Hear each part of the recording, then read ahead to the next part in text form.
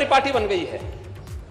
और महोदय, मैं तो आपसे भी इस बात की अनुरोध करूंगा, इस बात की अपील करूंगा कि कभी हमारी इस विधायिका को लोग ऐसा ना मान लें कि ये कोई ड्रामा कंपनी है, कोई लाल टोपी, कोई नीली टोपी, कोई पीली टोपी, कोई हरा टोपी पहन करके आकर के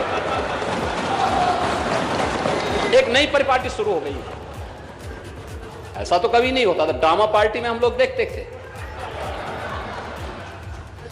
लेकिन यहां पे एक नई परिपाटी शुरू हो जाती है। पता नहीं ये लोग घर में पहनते हैं कि नहीं पहनते हैं।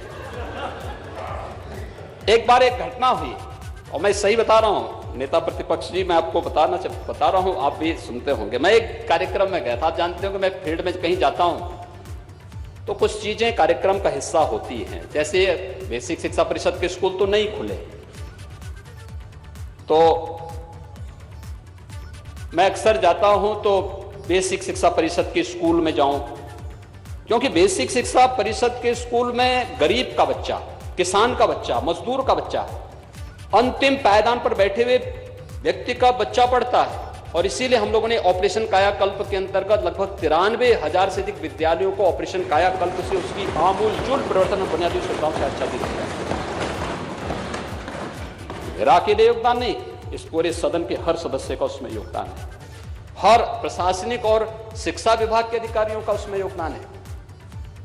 कुछ लोगों ने विद्यालय अडॉप्ट किए, कुछ लोगों ने अन्य तरीके से वहां पर उसमें योगदान किया, और उसके बाद ये सब परिवर्तन हुआ, बच्चों की संख्या बढ़ी।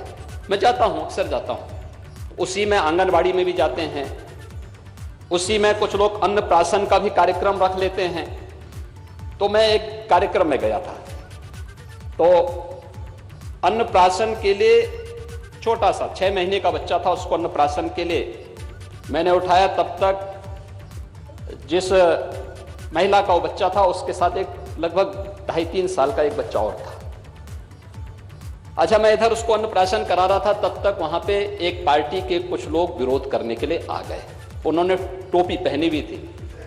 वो बच्चा 2.5 साल का बच्चा क्या कहता है, मम्मी मम्मी देखो वो गुंडा गुंडा। अब आप देखिए कि एक 2 साल 2.5 साल का बच्चा के मन में टोपी पहन करके आने वाले व्यक्ति के बारे में क्या धारणा है। वो अपनी मां से चिपक करके कहता है कि मम्मी मम्मी देखो गुंडा गुंडा। यानी ये धारणा सामान्य रूप से बन चुकी है। और इसीलिए मैं अपील करूंगा नेता प्रतिपक्ष, आप पगड़ी पहन करके आते तो अच्छा लगता, गांव का साफा पहन करके आते तो मैं उसका अभिनंदन करता। लेकिन कम से कम आप तो वास्तव में उस यथार्थवादी परंपरा के बहुत सशक्त हस्ताक्षर रहे हैं, जिसने समाजवादी आंदोलन को ईमानदारी के साथ आगे बढ़ाने का कार्य किया था। स्वर्गीय चंद्रशेखर जी ने उस अभियान को बहुत अच्छे ढंग से आगे बढ़ाने का प्रयास किया था। बलिया की धरती उसके लिए जानी जाती है, और आपको कम से कम इसको परहेज करना चाहिए इस प्रकार की चीजों से। बाकी अन्य लोग क्या कर रहे हैं उनकी सोच है, और इस उम्र में सब शोभा नहीं देता है।